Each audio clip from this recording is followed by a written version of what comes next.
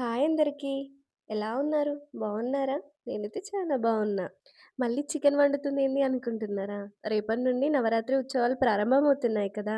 సోమవారం నైట్ చేసిన రెసిపీ ఇది. మంగళవారం రోజు మా ఆయన తినడు గాబట్టి, నిన్న నైటే తీసుకురమ్మని చెప్తే తీసుకొచ్చాడు. ఎస్పెషల్లీ ఈ రెసిపీని బ్యాచిలర్స్‌కి డెడికేట్ చేసేయొచ్చు.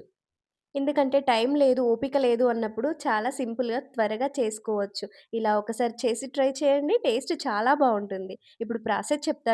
దీనికోసం హాఫ్ కేజీ చికెన్‌ని కడిగి పెట్టుకొని, అందులో రుచికి సరిపడా ఉప్పు, కారం, పసుపు, అల్లం వెల్లుల్లి పేస్ట్, గరం మసాలా, ఆయిల్ వేసుకొని ఇలా కలుపుకొని పక్కన పెట్టుకోవాలి. ఇప్పుడు స్టవ్ ఆన్ చేసి ఒక గిన్నె పెట్టి అందులో 4 టేబుల్ స్పూన్ ఆయిల్ వేసుకోవాలి. ఆయిల్ వేడయ్యాక 4 లవంగాలు, 3 యాలకులు, 4, 5 మిరియాలు, ఒక ఇంచు దాల్చిన చెక్క, 2 బిర్యానీ ఆకు, కొంచెం బండ పువ్వు వేసుకొని ఫ్రై చేసుకోవాలి. అందులో మనం ముందుగా కలిపి పెట్టుకున్న చికెన్‌ని వేసుకొని, కలిపి మంటను మీడియం ఫ్లేమ్‌లో పెట్టి మూత పెట్టుకోవాలి.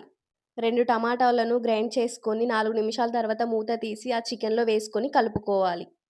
ఈ టమాటో ప్యూరీ మీకు నచ్చితే వేసుకోండి, లేకపోతే లేదు.